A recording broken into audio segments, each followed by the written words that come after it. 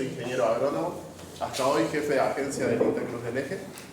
Así que bueno, por decisiones personales he decidido, personales, laborales, etcétera, muchas, decidí adherirme al retiro voluntario, de los cuales nos vamos 3 compañeros más de la agencia, ya somos 4, pero el INTA sigue, ¿no? Nos vamos las personas, las instituciones siguen, está Nico, está Tito, Ernesto, Mumi, estaba recién, ¿dónde estamos? Y Leo, que son compañeros de la agencia, y queda un staff ahí de técnicos para seguir adelante. Así que bueno, con mucha emoción, he dado muchísimas charlas, tuve 10 años en el INTA La Rioja, trabajando en ganadería bovina, tengo una maestría en producción animal en la UBA, me dediqué a la ganadería siempre. Cuando me vine acá a Cruz del Eje hace 5 años, como ingeniero agrónomo uno empieza a diversificarse, algodón, cultivos, hortícolas, otros tipos de ganadería, lo cual me gustó mucho porque amplié mi área de laburo, que principalmente en La Rioja era ganadería extensiva, de cría, bovina. Así que bueno, muy contento de lo que me dio el INTA, formación, reconocimientos, trabajo, muchísimas charlas, y el destino me pone hoy en la última, The Last Dance, es el último baile. Así que bueno, muy contento de estar acá. Hoy vamos a hablar de lo que es una caracterización ambiental de la zona, lo que incluye el departamento de Cruz del Eje, el área de trabajo de la agencia, y también los sistemas productivos que están inmersos en este contexto regional. Me equivoqué la fecha, puse 12 de abril, pero es 12 de hoy. Antes, para empezar, bueno, vamos a definir cuestiones que nos enseñaban en la facu, en la secundaria o incluso en la primaria, definiciones básicas de lo que es lo rural y qué es lo urbano, ¿no? Siempre esas definiciones muy trilladas o de Capeluz, de esos manuales viejos, de qué era el ámbito rural y el ámbito urbano, se mantiene desde la secundaria, incluso en alguna cátedra de extensión nos tratan de explicar esos dos ambientes bien diferenciados. Hoy tenemos herramientas, le pedí a Gemini, que es la IA de Google, que me diga ella, no sé qué género tiene, que me diga qué es para ella el entorno rural. Y me dice, es un espacio geográfico que se encuentra fuera de las zonas urbanas o ciudades, caracterizado principalmente por una baja densidad poblacional, asentamientos pequeños y un predominio de paisajes naturales o cultivados. Le dije que con esa misma definición me haga una imagen y me hace eso. O sea, ¿cuántas referencias o parajes similares a eso podemos encontrar hoy acá en Cruz del Eje, principalmente en el departamento de Cruz del Eje? Trabajando con Nico en muchos laburos que tienen que ver con cuencas, para nosotros, o para mí, esto es una opinión personal, ya no se diferencia taxativamente en un 50% esa ruralidad o urbanidad. Después Gemini me dice que las características principales de un entorno rural es que predominan las tierras destinadas a la agricultura, ganadería, silvicultura y a la conservación ambiental. No hay ningún tipo, no hay otra actividad, o sea, es eso que veíamos en esa imagen, 2 casitas y punto, los tomates y nada más. Densidad poblacional presenta un número muy reducido de habitantes por kilómetro, poca gente. Te olvidaste el queso, para los fideos tenés que irte al pueblo a comprar, o te olvidaste el azúcar y fuiste, o sea, es eso, o pedirle al vecino que te pida algo. En la ruralidad pinchás una goma en la moto y tenés que pedirle a algún vecino que te parche, o sea, algo que no hay una gomería, no hay centros de comercio, etc. Los asentamientos se dan en una población, vive de una forma diseminada en pequeños pueblos, eso sí encaja. Hay comunas, hay parajes, eso más o menos es como se organiza hoy los pueblos. Y los paisajes se destacan principalmente por elementos naturales, campos cubiertos, bosques, escasez de grandes infraestructuras de cemento. ¿Pasa eso? Hoy en las comunas ya hay calles asfaltadas, en los pequeños pueblos están los famosos adoquines, se adoquinan calles, están de moda las guirnaldas, hay guirnaldas por todos lados, hay plazas saludables en los puestos rurales, cosas que antes no había. Entonces hay un avance de la urbanización sobre esos espacios rurales. Los servicios y la infraestructura es muy importante. El acceso al transporte público, hospitales, centros comerciales suele ser más limitados que en las ciudades. Pregunto si es así. Yo cuando era chico iba con mi papá al campo, a Copacabana, a Ixchilín, no había nada. Había un teléfono público, tal vez en alguna plaza o en el destacamento policial. O no había colectivos, no había internet, no había Starlink. La tele era con la budinera y 3 canales de aire, canal 8, el 12 y el 11 y el 10, se veía eso, cine de trasnoche disco, a la noche y nada más. Y como era el cura que hablaba. Radios AM a pilas, heladeras a años que no sé. ¿Eso se replica hoy? O sea, ¿está eso tal cual? Parece que no. Yo hace mucho que dejé de laburar en el campo donde está mi viejo, pero hoy hay otras realidades en el entorno rural. Entonces, yo si quieren esto lo vamos haciendo así, pero me recomendaron hacerlo al final como un cierre del debate. Pensemos, una tarea, la primera tarea que les doy, es que pensemos cuántas situaciones como esas exclusivamente rurales encontramos en el departamento de Cruz del Eje. Algo bien extremadamente rural, algo extremadamente urbano, y cuántas situaciones mixtas tenemos. Y empecemos a pensar Tucumán, Paso Viejo, Cerrezuela, Media Naranja, El Brete, todo lo que es la zona de riego. Vamos haciendo para el final, y si consideran que esa división 50 y 50 que me dijo Gemini hoy es una realidad. O sea, esto es como para empezar y romper el hielo de la charla. Ingeniero, ¿determinaría el paisaje los avances tecnológicos? Porque los avances tecnológicos están prácticamente en todos lados. Por eso, pero la definición anterior, el entorno rural decía que no había avances tecnológicos, que no hay nada, que no había comunicaciones, que no había servicios. Bueno, hoy hay. Hoy hay acceso a mucha tecnología, a muchos servicios. Hoy prácticamente todas las casas de las comunas o de los campos tienen internet. Bueno, ese avance es de todo tipo. Desde salud, desde actividades sociales, recreativas, salud, deportivas. Un montón de actividades que antes en la ruralidad no existían y que hoy sí existen, y que en la ruralidad existía una actividad que era primordial, que era la producción. Hoy están compitiendo, o no compitiendo, sino entrelazándose con otras actividades sociales. Vamos a empezar ahora con lo que es la caracterización de la zona, como para conocer, para empezar a ordenar. No podemos ordenar o proyectar si no sabemos dónde estamos y en qué contexto laburamos o estamos trabajando o tenemos esas relaciones sociales. El área de influencia de la ER Cruz del Eje, de la Agencia de Extensión Cruz del Eje, es todo el departamento de Cruz del Eje, todo el departamento de Minas, las pedanías de Copacabana del departamento de Chilín y las pedanías del norte de Punilla, San Antonio y Dolores. Ese es el área de cobertura o el área de trabajo en el cual nosotros trabajamos. Ahí está más explicado. Una superficie total de 665.300 hectáreas tiene el departamento de Cruz del Eje, bastante grande, 373.000 el departamento Minas, 250 de Punilla y 137.285 lo que es la pedanía Copacabana.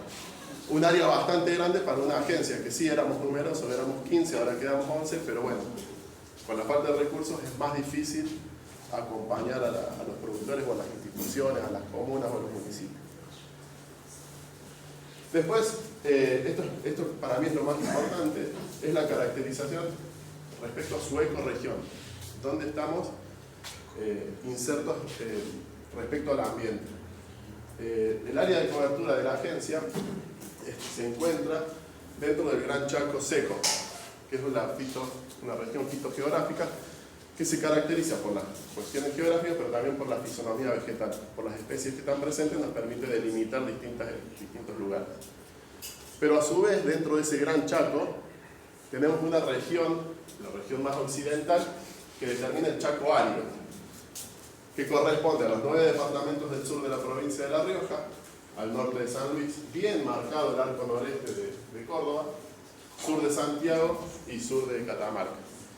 La principal característica de esto es la distribución de las lluvias con las isoyetas. Por eso se diferencia del Chaco semihúmedo y del Chaco húmedo, que están más hacia el este. A medida que nos vamos hacia San Juan, tenemos precipitaciones promedios anuales de 250 a 200 milímetros, y a medida que nos vamos hacia el este, 500 a 600 milímetros. Pero eso es lo que delimita el Chaco árido. Después, ¿por qué se llama fitogeográfica? Porque la presencia de arbustos, de árboles y de plantas determina esa característica, esa gran provincia fitogeográfica. Dentro de la flora del Chaco árido encontramos 3 estratos bien marcados, que es el arbóreo, el arbustivo y el pastizal. No puse fotos porque creo que conocemos bastante nosotros todas las plantas. Dentro del estrato arbóreo tenemos el algarrobo, el mistol, la brea, el chañar, el tala, el garabato, tucas, etcétera, etcétera. Pero lo más importante, y que delimita y que le da nombre al Chaco árido, es la presencia de un solo quebracho, que es el quebracho blanco. Si nosotros empezamos a ver quebracho colorado santiagueño o chaqueño, ya estamos en la otra región fitogeográfica que es el Chaco húmedo. El indicador de que estamos en el Chaco árido es la presencia de un único quebracho. Después tenemos a los estratos arbustivos, que tenemos la late, la tamisqui, los poleos, palos amarillos, moladillos, que son de un estrato intermedio. Y por último, el pastizal, o el estrato herbáceo, que son los pastos nativos. ¿Dónde tenemos pastos nativos? A ver. Con especies que identifican su presencia, la calidad del pastizal natural. Tenemos especies que son decrecientes, que son las especies como setarias, triclórico, digitarias, que son especies perennes, de alto porte, para ganadería muy importante porque son palatables y de alta producción, pero se llaman decrecientes porque a medida que intensificamos el pastoreo empiezan a desaparecer porque no están coevolucionadas con grandes herbívoros como la sabana africana. No había vacas, no había cabras, no había ovejas en el continente americano. Entonces llevan millones de años de evolución sin grandes herbívoros. Y después tenemos especies crecientes, que son las que van ocupando el lugar, que van dejando las decrecientes, y después las invasoras, que son especies anuales de muy poco interés forrajero, que conllevan a ser anuales, a dejar suelo expuesto. Después vamos a hablar un poco de lo que es la conservación, pero que tiene que ver mucho. Yo paré ahí y quise explicarla, porque tiene mucho que ver con la conservación del suelo, la conservación de los pastizales. José, perdón, sí. Hacia el sur, ¿dónde delimitaría Chaco semiárido, digamos? Bueno, dentro del Chaco árido hay ecotonos, se llaman, que es el Chaco árido serrano, que sí está el quebracho colorado serrano. O sea, tenemos delimitaciones dentro del Chaco árido. Yo siempre también digo esa misma frase que decía, Latinoamérica empieza en Charbo, yo lo tiraba más abajo, pero Charbonnier ahí empieza a delimitarse. Por debajo tenemos el Espinal, que ya no existe, el Cardenal más abajo en La Pampa. Hacia el oeste, para Catamarca y La Rioja, tenemos la región de Monte. Hacia el norte, para Tucumán, tenemos las Yungas, y hacia el este tenemos el Chaco húmedo y el semihúmedo. O sea, pero Villa María, Cosquín, ahí empieza el Chaco serrano, que es la presencia del orco quebracho, que no es el quebracho santiagueño, pero por eso dentro del Chaco árido tenemos distintas fisonomías, como el Chaco serrano. Pero ese Chaco serrano forma parte del Chaco árido. Ahí está el molle, el coco molle, y el quebracho colorado. Y el, ¿cómo se llama este otro? El orco quebracho y el coco, el molle, son dos distintos, el manzano del campo, son dos especies que están en altura. Pero esto es muy importante, lo de las especies vegetales, porque nos dan esa característica fisiogeográfica, fitogeográfica de nuestra área, para saber dónde estamos parados, ¿no es cierto? Ahora vamos a hablar un poquito del clima y de las lluvias principalmente, que es un componente muy pero muy importante.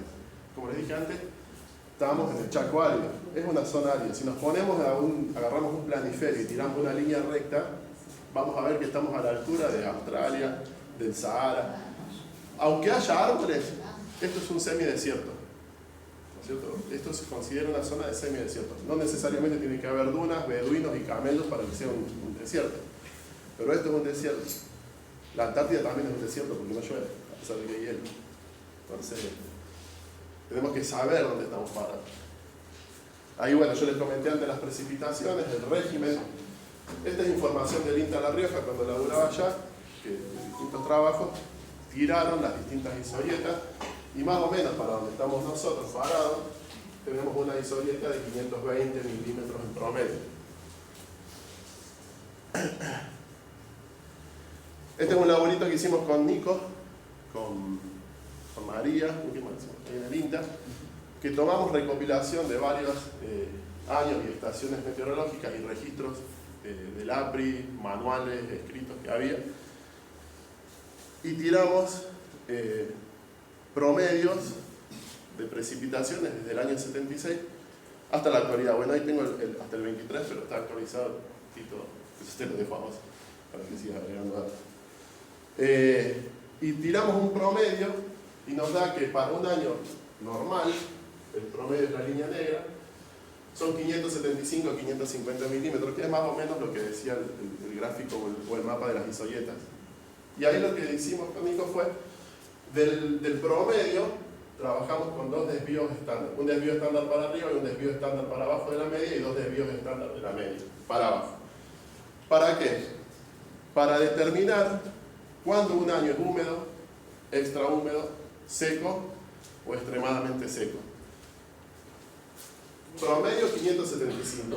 Un desvío estándar de la media para arriba nos posiciona en año normal, y un desvío estándar por debajo de la media, toda esta franja serían años normales, de entre 410 y 739 milímetros. Por arriba de un desvío estándar de la media, nos posicionamos en años húmedos, mayores a 739 milímetros. Vean de todos los años cuántos años fueron extremadamente húmedos. O sea, creo que los últimos 2 años que estamos viviendo nos están poniendo ahí. Estamos entrando en un ciclo húmedo. Por debajo de un desvío estándar de la media, o sea, de la línea para abajo, entramos en años de sequía moderada. Un montón. Pero la mayoría están acá en el promedio.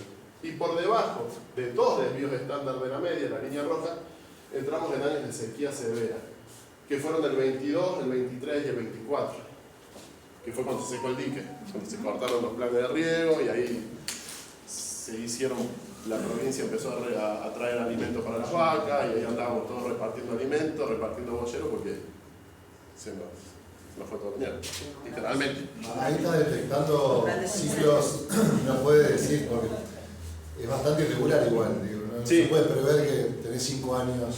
No, ahí se trabaja por decenios. Dicen que entre 7 y 10 años se arman ciclos húmedos y ciclos secos.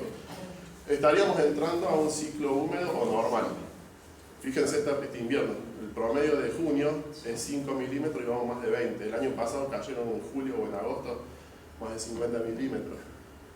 Es bueno y ojalá que siga así.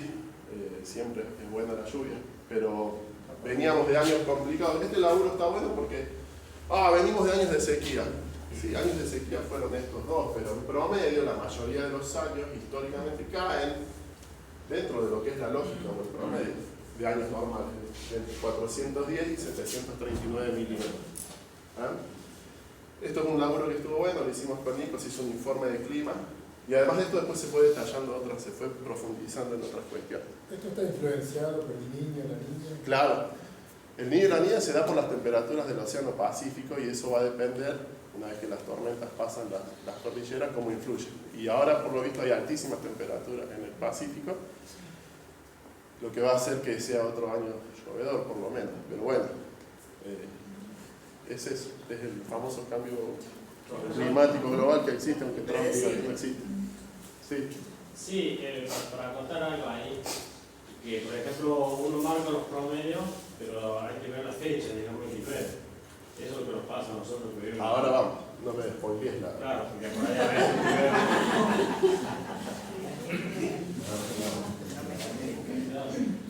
Perdón. Las precipitaciones de nuestra zona, como dije, estamos en un desierto, entonces tiene una distribución monzónica. La distribución monzónica quiere decir que las lluvias se dan en los meses de verano. Y ahora no me da bola.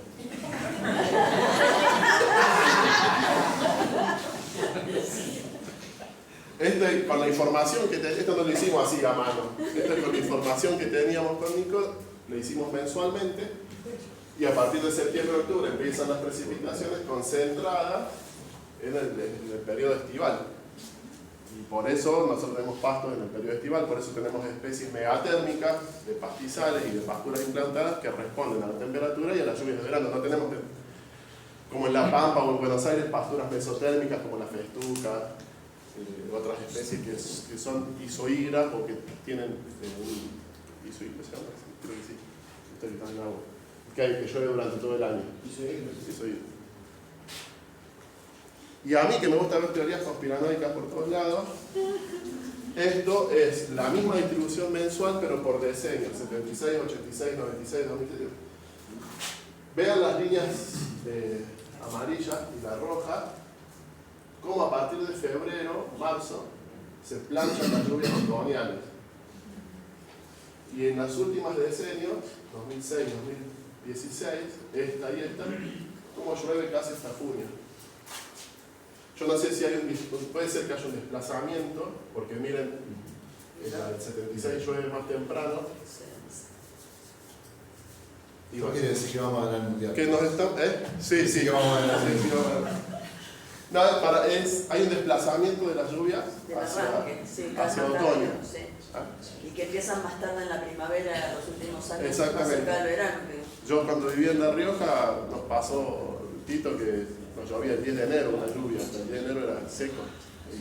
Y acá también, hasta octubre, aunque el año pasado sí hubo lluvias primaverales. Pero los años anteriores... Pero los años que hubo incendios no llovía en octubre, no llovía en noviembre. Y se apagaban los incendios en diciembre o en noviembre cuando llovía. Entonces creo que hay un desplazamiento de las lluvias otoñales, lo cual podemos pensarlo como algo que está pasando, hay que ver qué pasa, o hay que seguir registrando datos, pero esto nos sirve para planificar la ganadería, porque uno tiene que hacer nacer los terneros cuando llueve. Por eso piensas que ese proceso se va a mantener en el tiempo, ese cambio, o que puede... Y hay que seguir midiéndolo, por lo menos ya tenemos casi, con esta serie de años, podemos demostrar que desde el 76 hasta ahora hay un movimiento de las lluvias. Se sigue concentrando en la época estival, pero se está ampliando o se está corriendo. Eso hay que ver. Sí, sobre todo la lectura también hay que ver lo variable que es, ¿no? O sea, porque podemos tratar de tener una idea cómo va a ser esto de predecir o decir el pronóstico trimestral, pero fíjense los cambios que se dan, digamos, a lo largo de las décadas, ¿sí?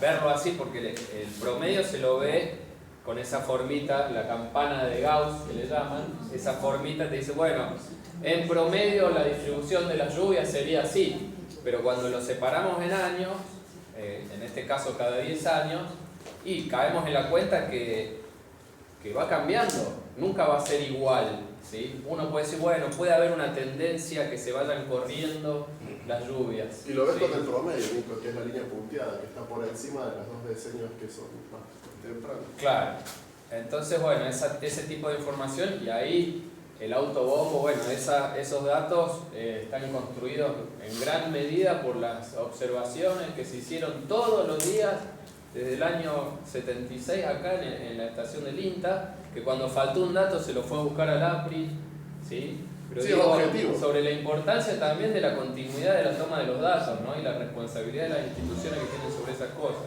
Poner en hincapié eso también. Es información objetiva. Sí. Yo ahora que tener una idea de lo que quiere este Dale, ahora sí. Como que hay dos, como que está marcada una zona, digamos, por ejemplo, desde la cumbre para acá, es como que llueve tardío, digamos. ¿Y qué pasa? Al llover los fines de verano, principio de otoño, los pastos no alcanzan a semillar o no alcanzan a desarrollarse como debe ser. Entonces sufrimos, tenemos inviernos muy largos nosotros los campesinos, mayormente yo que vivo sobre la sierra, que si no llueve no brota, no tiene nada. Entonces tenemos invierno caliente, digamos, en el sentido que hace mucho calor, los pastos no semillan y como que se van perdiendo ciertas especies de pastos. Sí, eso es cierto. Los pastos responden a las precipitaciones y a las temperaturas. En la zona de sierra responden de una manera distinta a los pastos que tenemos en el llano, que sería la parte de abajo. Acá tenemos especies que les gusta más el calor, vos en la parte cerrada tenés especies más mesotérmicas que les gusta más las temperaturas templadas. Pero esto te sirve a vos para decir, che, eso que vos pensás, que es cierto, lo está reflejado acá. Tal vez vos tengas que, en tu planteo ganadero, ajustar el calendario, hacer parir las vacas antes, hacer parir las vacas después, hacer el destete antes para que la vaca no entre en ese invierno tan largo de una condición corporal baja, hacer suplementaciones estratégicas. Esta es información objetiva que el INTA brinda para que vos, para que cualquier productor se adelante al proceso de toma de decisiones. ¿Entendés? Yo entiendo eso y te pasa. Y vos decís, bueno, este año llovió, listo, tengo 10 años de lluvia. No, tal vez el año que viene otra seca porque el clima es así y vos tenés que estar preparado. Esa duda que vos tenés, yo te puedo decir, sí, tenés razón, mirá lo que está pasando es esto, y vos tenés que planificar, achicar cargas, saber que si este año hay una perspectiva y uno lee información a nivel, hoy hay información en todos lados, si yo te estoy diciendo que es probable, hay alta probabilidad que por 10 años tengamos años húmedos, vos retengas animales, mejores tu stock, tus ingresos sean mayores, y si yo te digo, che, no te aumentes, porque vienen 10 años de seca, vas a empezar a liquidar y te vas a quedar con lo que realmente, con tu fábrica de terneros, que va a ser lo mínimo indispensable para sostener tu nivel de vida. Porque si toda esta información que está buena, Y tenés razón con eso y eso te sirve proyectar. No sé si te respondí algo. Y ahora nos vamos a meter en lo que tiene que ver con los suelos.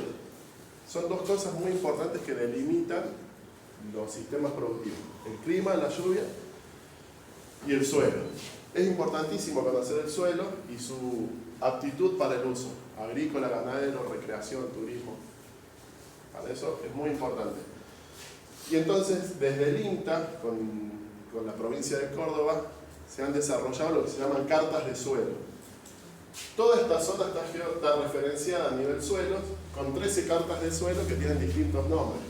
Tuclán, Chacho, Cruz del Eje, Leanfunes, bueno, son 13 cartas de suelo que nos dan las características o nos dicen qué tipo de suelos tenemos y qué podemos hacer arriba de ellos. Dentro de estos suelos se utiliza, dentro de estas cartas de suelo, perdón, se utiliza el Soil Taxonomy del USDA. El USDA es como el INTA de Estados Unidos, que desarrolló un sistema taxonómico como en las plantas, especie, género, familia y orden, similar para el tipo de suelo. Entonces, cada suelo que estamos parados tiene un nombre. Y eso es muy importante. A veces uno piensa que es suelo, que es tierra, pero hay muchísima información abajo de nuestros pies. Generalmente tenemos un montón de órdenes, pero hay 3 o 4 órdenes principales en nuestra zona. Molisoles, aridisoles, entisoles son los más importantes, o los más representativos. El orden hace referencia a la génesis pedogénica, suena raro, pero pedogénica son los procesos de formación de suelo, de cómo se fueron formando los suelos. Loésicos, aluviales, loésicos quiere decir por viento, ¿no es cierto?, que se van depositando durante millones de años partículas del viento que traen de las sierras de otro lado hacia nuestra zona. Los suelos molisoles se caracterizan por ser los mejores suelos para el uso agrícola. Quiere decir que tienen en el estrato superficial, en los primeros 15 centímetros, porcentaje de materia orgánica superiores al 2%. Los aridisoles, más cercanos a la zona de las salinas, se llaman así aridisoles porque tienen porcentajes de materia orgánica menores al 1%. Esa es la principal característica de diferenciar esos dos órdenes, entre otras cuestiones. Después el suborden Udol o Ustol quiere decir que tienen un régimen húmedo o un régimen árido o seco. Después Arquiustol o Aprudol quiere decir si los distintos perfiles del suelo están en una transición constante o están bien delimitados. La familia, el subgrupo hace referencia a si es un perfil típico, por ejemplo, acá lítico o paralítico, quiere decir que hay presencia de rocas. Después tenemos un perfil arídico, árido o típico que representa lo típico de ese perfil. Y la familia hace referencia a la textura y a la estructura. Si es franca, gruesa, mixta, o sea, si es arenoso, si tiene arcillas y a su composición. Y por último está la serie, que ahí es donde me quiero parar, que es lo más importante. La estancia Dominguito, ¿saben de por acá? ¿No? ¿Los que son de Soto? ¿O no? ¿Cuál? Estancia Dominguito. Sí. Es una serie de suelos de acá de Soto. Por eso este cuadro era larguísimo, bueno, pero me paré ahí para hablar un poquito de lo que es la serie Estancia Dominguito. Las series, que es el último orden para clasificar, consisten en suelos que tienen perfiles similares entre distintos lugares y que tienen una composición, estructura, color, consistencia similar y suelen estar referidos a nombres locales. Villa Aquilino, Estancia de Todos los Santos, El Bañado, El Rodeo, y así hay miles. Pero bueno, yo me paré como para ir hablando un poquito de la serie Dominguito. Muy buenos suelos. La serie Dominguito es un argiustol arídico. Ol, la Ol quiere decir que es molisol, Ustol, que es de bajo contenido de humedad por la zona, y Argi, que tiene los perfiles bien diferenciados. Son suelos que se desarrollaron sobre los derrames y terrazas del río Soto, Copacabana, Pichana, de textura franca, se encuentran en relieves planos, no hay pendientes muy grandes, son bien drenados por su textura y estructura, por la presencia de arenas. No se anegan, no tienen problemas de agua, la capa freática no lo afecta y tienen un perfil superior, que es el perfil A, más de 15 centímetros, con buena materia orgánica. La serie Dominguito es uno de los mejores suelos de acá del norte de Córdoba. De la serie Dominguito, la serie Bañado, todos muy buenos suelos que tenemos acá, son uno de los mejores de la zona. Y ahí, bueno, esto para que lo vean, ahí está los 4 perfiles, el A, el B, el C, con las características. Materia orgánica por arriba del 2%, lo cual es bueno, es muchísimo. Cuando directamente en la mayoría de los suelos de Cruz del Eje tenemos aridisoles con materia orgánica por debajo del 1%. Bueno, esas son las características, no los voy a aburrir con eso, pero se ve. Y después, por último, tenemos la descripción de las unidades cartográficas. Teníamos la serie, ahora las unidades cartográficas, que son un conjunto de series. Una unidad cartográfica es un conjunto de series, compuestas que pueden ser 2 o más. Y acá pasamos a un complejo de serie, que es la estancia Dominguito, complejo de serie, estancia Dominguito, que tiene un 40% de paso viejo, que es otra serie, pero que tiene características similares. Entonces, como estamos yendo de lo micro a lo macro, estamos yendo en el mapa. A esa serie, perdón, a este complejo, se lo identifica con un símbolo y se le da una capacidad de uso de suelo, que en este caso es 7SC. Y ahora vamos a ver qué quiere decir 7SC. Acá las distintas complejos de series o unidades cartográficas se delimitan por las capacidades de uso. Y ese mismo mapa donde están todas las cartas se lo hace una referencia a la capacidad de uso del suelo. Clase 3, 4, 5, 6 y 7. Arrancamos desde la clase 1 hasta la 8ª. Ese es el ranking de las clasificaciones. Clase 1 son suelos sin limitantes. Podemos hacer la agricultura que se nos cante. Pero es Marco Juárez, Villa María, no es acá, no nos importa. Toda nuestra zona, vean qué rojo está. La mayoría de nuestros suelos son clase 7 y tenemos acá una franja de clase 6. A su vez, las clases 1, 2 y 3 se destinan principalmente para la agricultura secana. Las clases 4, 5, 6 y 7 generalmente están asociadas a ganaderías extensivas, a ese tipo de producción. Y por debajo de la 8, recreativas, salinas, desierto, cosa que no. Acá se está relacionando la capacidad de uso. Y cada clase tiene una subclase que identifica cuál es la limitante productiva. Por ejemplo, nosotros decíamos que 7SC. La subclase S son limitaciones dentro de la zona radical, donde se ubican las raíces de las plantas. O sea, tenemos o poco perfil, o poca materia orgánica, o poco desarrollo, o rocas, o piedra. Y la C hace referencia a una limitación climática, principalmente las lluvias en nuestro caso. Entonces ahí esto está bueno porque saber qué se puede hacer en nuestro suelo, qué se puede hacer con las precipitaciones es muy importante para poder ordenar las actividades dentro de un contexto semi-urbano, rural, como dijimos antes. Y acá está todo lo que les dije, lo pueden buscar en los mapas de Córdoba. Ahí está la página web, Mapas Córdoba, que es lo que labura el INDECOR. Nico labura un montón con eso. Nico brinda información para el desarrollo de mapas. Y acá están las ¿cómo se llama? Las unidades cartográficas. Este era el símbolo que les dije antes, el EDG1, vos haces clic ahí y te tira todas las características de ese suelo. Está bueno porque cada uno puede ubicar y aparecer, este es mi campo, yo sé qué tipo de suelo tiene.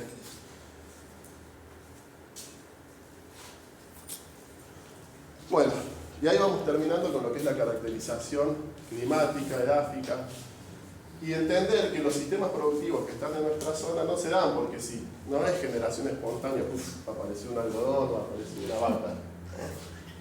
Se dan por el contexto en el que estamos, principalmente edafoclimático, y en menor medida por factores de mercado, de consumos, de gustos, de insumos, de políticas, de leyes, de aspectos sociales. Primero el ambiente nos va a decir qué podemos hacer y qué no en nuestra zona, pero después tenemos todas esas otras cosas que en menor medida pueden condicionar los sistemas productivos o la orientación de nuestros sistemas productivos.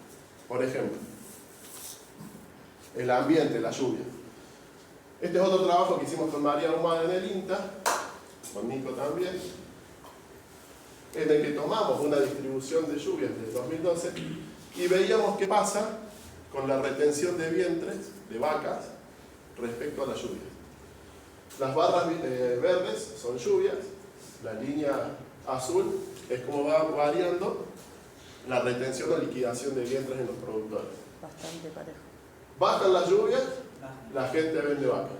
Suben las lluvias, la gente, los productores retienen vacas. Baja la lluvia, vendo. Entonces el ambiente me va modelando qué voy haciendo con las vacas, con la fábrica de terneros. ¿Qué pasó en el 22 y 23? Ahí se nos rompió el... Sí, bueno, es que acá no sigue teniendo los datos. Va con un poco de delay generalmente la curva, porque las lluvias son del año anterior. Y se adelanta eso. Y yo soy totalmente ámbito de lo que es Sí. campo, ganadería. La venta se produce porque no hay cómo, No hay pasto, es lo que claro, no decía. hay cómo alimentarla. Claro, vos cuando tenés, a ver, después hicimos otro gráfico que no lo traje acá, ¿qué categoría del rodeo liquida? Primero no retengo terneras para futuras madres, después liquido las vaquillonas, y después por último, o algún novillo, dije bueno, me guardé con algún novillo para engordar, es el primero que saco, después saco la ternera, y lo último que saco es la vaca, que es la fábrica. Ya cuando te desprendes de la vaca, es que ya estás en las últimas. ¿O no? Y después cuesta mucho. Es fácil salir de la actividad ganadera porque vos levantás el teléfono y tenés la feria que te compran y se aprovecha porque estás vos hasta la bola y necesitas vender y te paga 2 años. Pero entrar después es re difícil. Porque hoy una vaca vale un palo, vos la vendés a un palo y después cuando la querés comprar te la venden a un palo 500. Volver a entrar es difícil. Justamente, perdona, eso es justamente lo importante de estos datos y los ciclos es poder prevenir eso o hacerlo al revés. Eso es lo que decía. Entonces, podés anticiparte que si va a ser seco, te conviene vender, retener precio y guardar el pasto y comprar después barato. O sea, es todo teoría, sí. pero digo, siempre el ajuste cara también puede ser preventivo y al revés, en vez de vender a un palo y comprar un palo 500, vender a un palo 500 y comprar un palo. Sí, o vender categorías que estoy guardando al vicio, novillito. Claro. Lo vendo, después vendo alguna vaquillona, vacas vacías. ¿Para qué voy a guardar vacas vacías? Si hago el tacto, el diagnóstico de preñez y tengo vacas vacías, tengo una vaca turista en el campo que me come el pasto de otra, que sí está preñada y que es la que tengo que salvar. Todas estrategias que nos van a ayudar. Pero acá lo que quería hacer hincapié es cómo algo ambiental, que es la lluvia, modifica. Y pongo la ganadería porque es mi tema, pero lo mismo debe ocurrir con el melón, con la sandía, nático, es lo mismo. No tenemos sandías embarazadas. No, por ahora. Entonces la lluvia y agua del líquido te marca los cultivos, digamos. La planificación que te pide el APRI para hacer. Después te queda una piedra y como pasó y fuiste. Después cuestiones de mercado, soja. ¿Se puede hacer soja acá? Se puede hacer soja. Se puede hacer soja. ¿Por qué no se hace? No tires ideas. No, pero se puede. ¿Por qué no se puede? Pero no se va a hacer. No se va a hacer. Porque la soja es un commodity internacional. Tiene un precio casi fijo. Como el petróleo, como el maíz, un montón de cosas. Y es una tecnología de alto insumo. Necesitas comprar la semilla de RR, necesitas comprar el glifo, necesitas comprar un montón de cosas. Y si a su vez tengo que yo regarla, porque acá no sale a secano, acá necesitamos arriba de 600 milímetros para que la soja funcione, para que funcione el maíz.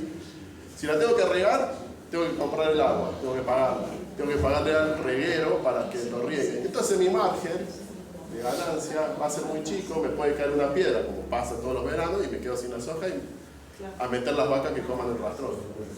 Por eso no se hace. Y por mercado. Y las operaciones también son campos chicos. Eso, a eso. Acá tenemos campos chicos que complica la concentración, digamos. Si no tiene que ser, si viene una mega empresa, un mega productor, tiene que entrar a comprar todos los alrededores para ser extensivos, sino que son campos muy chicos los que tenemos acá en todas las zonas. No hay contratistas de maquinaria. No es de Villa María o San Francisco que viene un container de máquinas y te cosecha. Yo tengo maquinaria, ¿cómo se llama? Que alquila las máquinas y vos me llamás por 5 hectáreas y Nati no vengo. Claro. Entonces bueno, por eso también. Pasó con el tema del maíz, para cosechar el maíz, que lo hacen para alimentos para los animales, los productores se pusieron de acuerdo para hacer secuencia que la empresa de Jesús María venga a cosechar, entonces pasaba un productor, que terminaba ahí, pasaba el otro, 5 productores cosecharon todo en 2 semanas. Sí. Porque si Y no, te cosecha... no tienen por un productor que tenga 50 hectáreas, 40 hectáreas, no viene, no se mueve toda una estructura de maquinaria para cosechar eso. Sí o sí tenés que tener volumen de Y tal vez producción. la contratista te dice voy la semana que viene y a tu maíz le falta 10 puntos de humedad para cosecha. Y te están embolsando maíz húmedo y perdiste. Ahora, José, perdón porque es un tema que uno lo puede tomar más livianamente, pero a proyección habría que pensar, porque en algún momento se habló de una soja para 300, 400 milímetros. Digo porque hoy por hoy no, pero ¿qué pasarías? ¿Cómo viene eso? ¿No hay posibilidad de que haya un avance y que en un momento te compre? Si la quisieran haber hecho, se podría haber hecho y por algo no funcionó.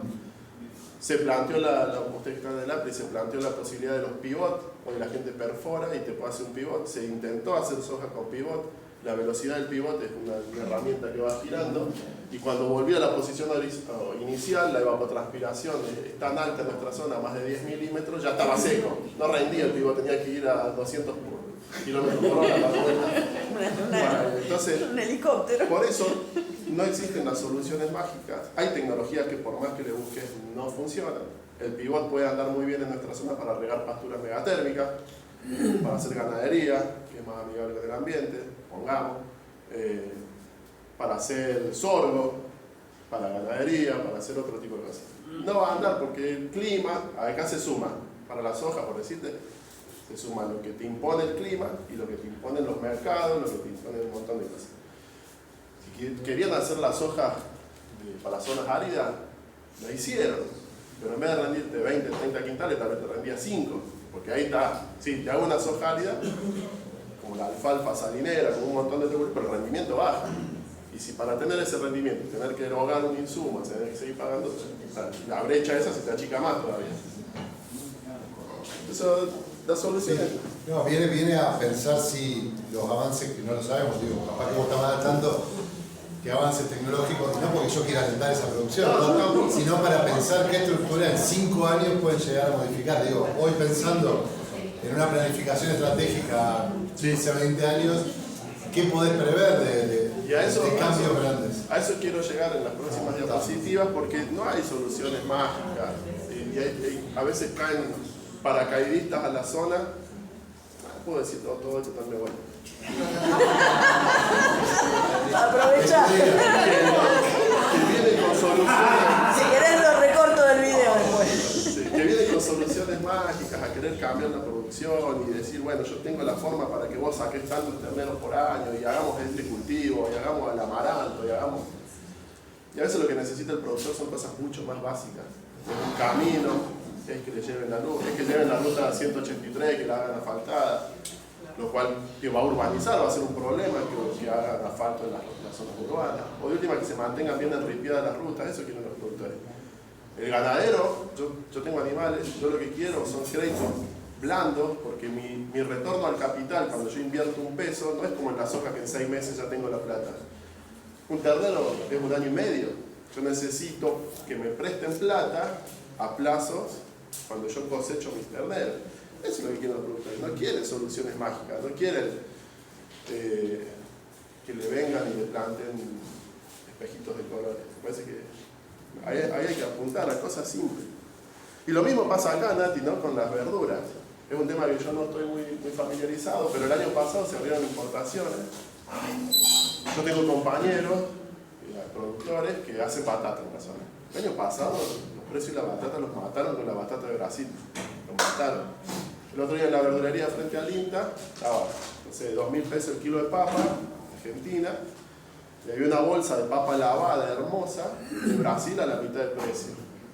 Entonces son cuestiones de mercado que también escapan, ahí entra el mercado. A eso, no sé, mira, con el chico que hizo las batatas, Mauro, hicimos una engorde de terneros con batata. Tenía tanta batata que se le echó a perder y reemplazamos el 50% de la dieta de unos terneros que era maíz con batata. Y anduvo bárbaro, pero él no quería, ganó kilos de ternero, pero él es productor de batata, no de ternero. Entonces le encontramos la vuelta. Y por último tenemos las normativas legales o los marcos legales que también condicionan lo que vamos a hacer nosotros en nuestra zona. Esta es la pero esta es la nacional. es el mapa de la Ley de Bosques Nacional. Vean cómo está todo el arco noreste de Córdoba. Rojo. Y la zona serrana, la zona de altura, Valle Punilla, no es la sierra, es las altas cumbres. Amarillo porque no hay regalo, pero sí son cuencas. Yo ahí puedo poner vacas, puedo nortear, puedo hacer un country. Está bien, no hay bosque, pero son cuencas. Es lo que nos está pasando en el dique El Cajón. El dique El Cajón no se llena hace cuánto. ¿Tendrá algo que ver los loteos que se están haciendo vos sobre la cumbre? ¿Sí?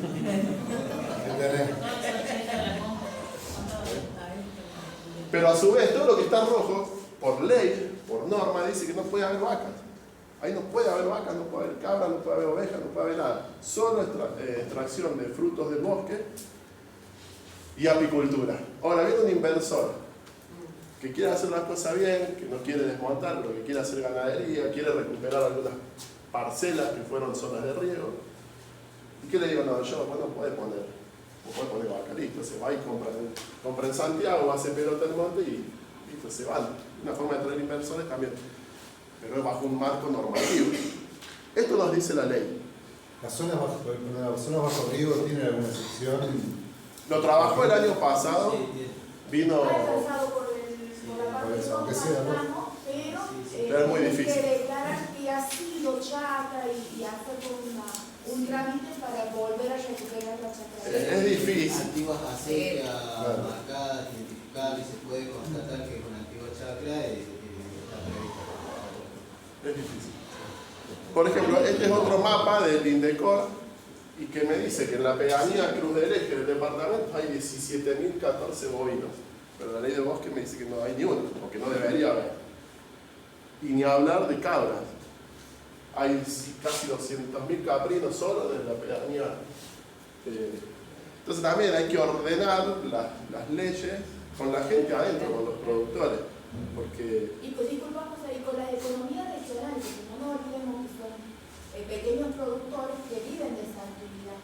Entonces también, porque si una ley todo, pintamos todo de rojo, esto porque se ve bonito, pero adentro hay comunidades, hay gente, hay actividad comercial y demás. Sí, y hay alguien que mira para otro lado. Esa producción ganadera que estás planteando de los números de bovinos y de vacas estarían ilegales. Sí. Sería una cuestión. Sí. Por eso hay alguien que está mirando para otro lado. El SENASA, cada productor tiene su RESPA, que es el Registro Nacional de Productores Agropecuarios, ¿no? Yo tengo un DNI mío y tengo el DNI de ganadero que es tanto, que me georreferencia a mi campo acá, otro acá. Entonces el SENASA sabe cuántas vacas tengo yo. ¿Y dónde están? Y el SENASA le puede decir a la provincia, che, Mengano tiene vacas, debe meter una multa. Pero hay un gris ahí que alguien está mirando por otro lado. Perdón, José, saco el tema porque le salió esta semana también en el grupo y viene saliendo la DIPLO.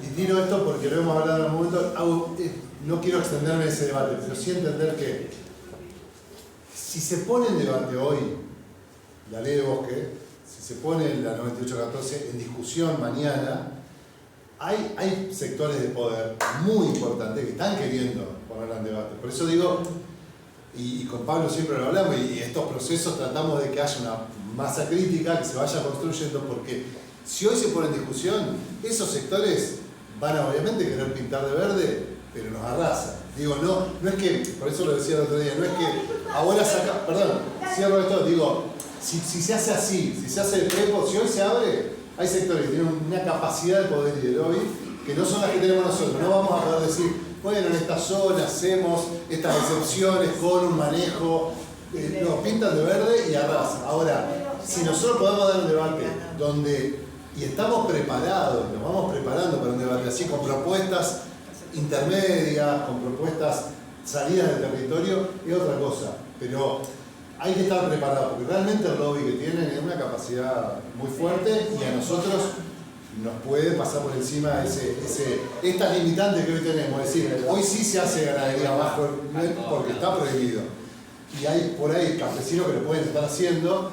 Ahora, vos le pintás de verde y hoy por hoy viene la sociedad rural a... Ahí está el concepto de autónomo y quizá sobredimensionado. Porque el productor y la otra vez explicó ese tema el tema de los productores, no es que a vos no te conviene que no te se vaya, no te conviene topar todo, porque tenés 50 grados de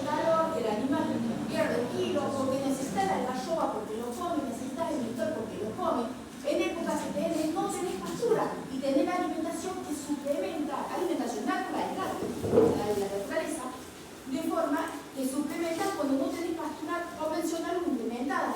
Entonces cuando vos me decís, sí, te cambio los colores, pero vas a topar todo. No, porque no es así. Ustedes no. Por eso la propuesta intermedia de un manejo.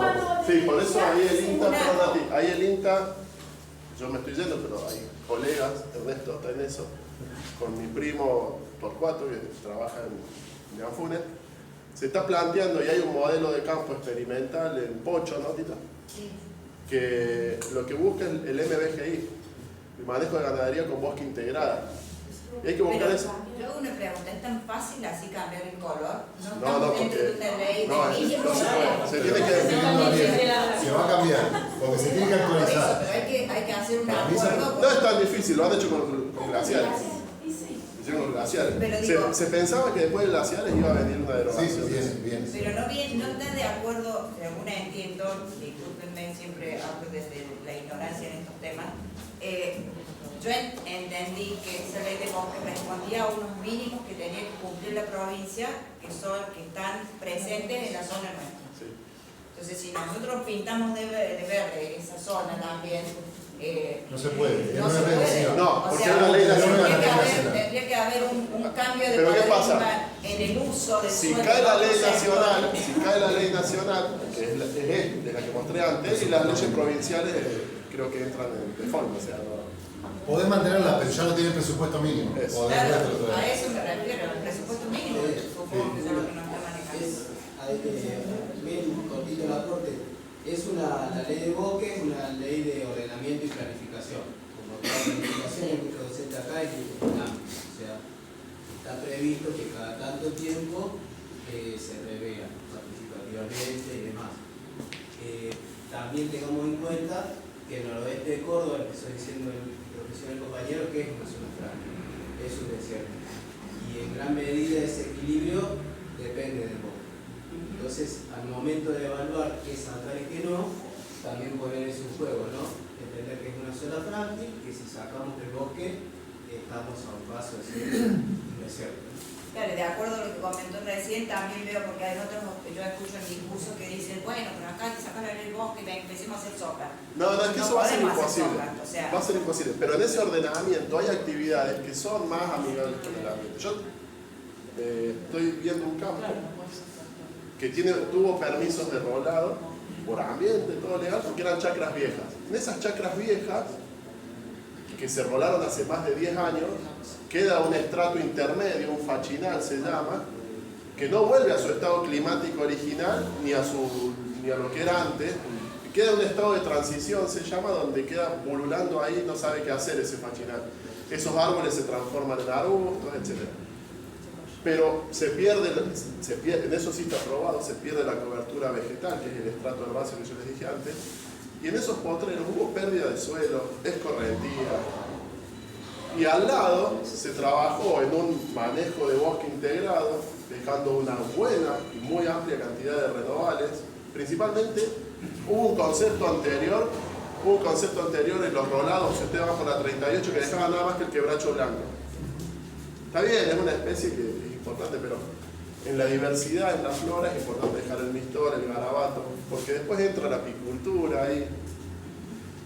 Nosotros no sembramos en esos campos pasturas megatérmicas como el buffer grass o el gatopani.